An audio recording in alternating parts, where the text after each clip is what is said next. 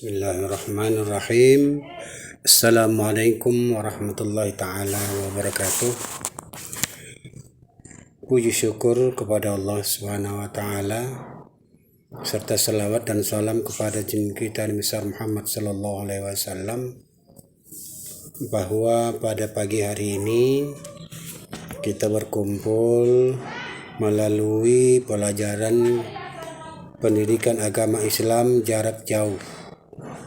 Dalam arti kata bahwa kita berkumpul satu hati, satu tujuan, dan satu agama untuk menggapai kehidupan kita di dunia ini dengan penuh aturan yang sudah dituangkan Allah Subhanahu wa ta'ala, baik itu di dalam Al-Quran maupun melalui sunnah Rasulullah Sallallahu Alaihi Wasallam, yang sudah sama-sama kita maklumi dan sama-sama kita pelajari bahwa itulah sebagai pedoman dasar kita.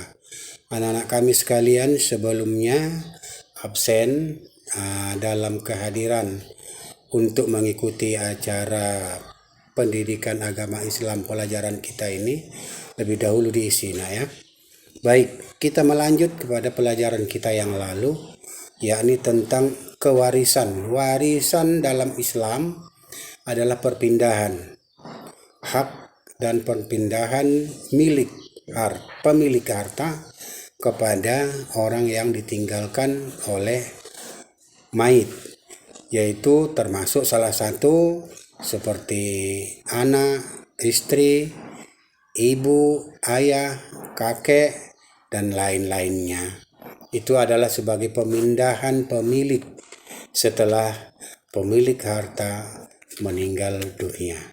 Anak-anak kami sekalian, kemarin sudah Bapak sampaikan, di dalam pelajaran kita ada dua dasarnya bolehnya pemindahan hak milik daripada harta yang ditinggalkan oleh jenazah. Yang pertama, menurut Al-Quran, kemarin itu sudah Bapak sampaikan bahwasanya dalam Al-Quran itu sudah jelas bagi kita Allah menetapkannya, yaitu di dalam surah An-Nisa ayat 7. Surah An-Nisa ayat 7 dan hadis Rasulullah Sallallahu Alaihi Wasallam yang diriwayatkan oleh Ibnu Mas'ud.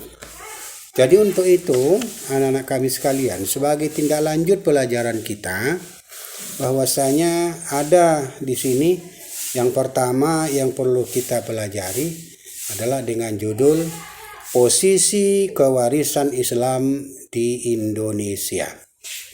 Dalam hal ini adalah disebut dengan dengan apa yang telah dituangkan di dalam Al-Quran, dalam hadis Rasulullah, dan kompilasi Islam yang disebut dengan KHI. Untuk itu kepada anak kami perhatikan, itu di dalam catatan yang akan mau dicatat itu nomor 3, ya. Nomor 3, posisi hukum kewarisan Islam di Indonesia.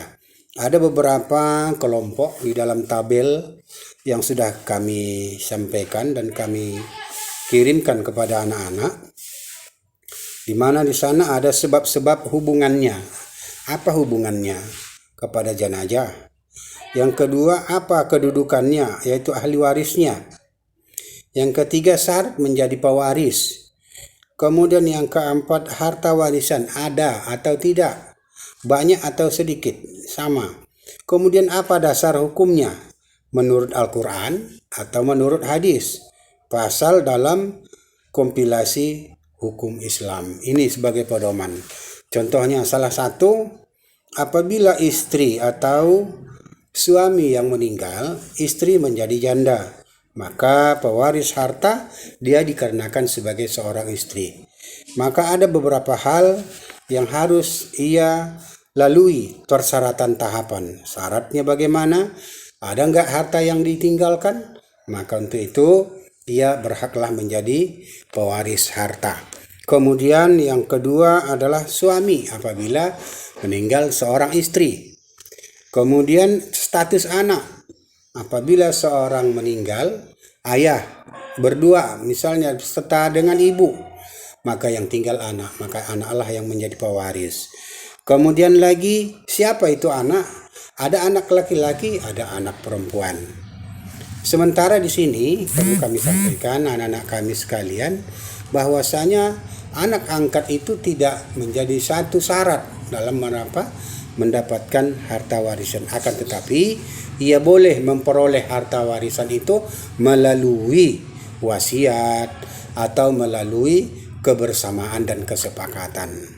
Anak-anak kami sekalian, inilah yang perlu anak-anak kami camkan dan baca tabel ini bagus-bagus supaya nanti kau dapat menerapkannya di tengah-tengah keluarga dan bisa kamu pahami bahwasanya agama Islam itu benar-benar tidak sembrono membagi harta, tetapi ada dasar-dasar hukumnya.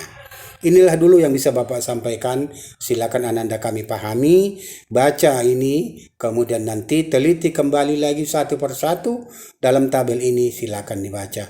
Kemudian nanti berikutnya Bapak akan memohon supaya ringkasan daripada pelajaran kita Ananda kami laksanakan di rumah. Terima kasih. Demikian saja pertemuan kita dulu sejenak.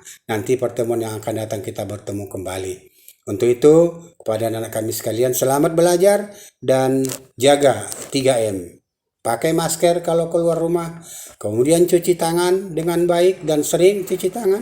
Kemudian yang terakhir, jaga jarak di antara satu dengan yang lain. Demikian yang Bapak sampaikan, semoga kita terhindar dari penyakit COVID-19. Terima kasih, selamat belajar, selamat berjuang, dan semoga kita dapat kesehatan di dunia dan di akhirat. Amin. Assalamualaikum warahmatullahi wabarakatuh.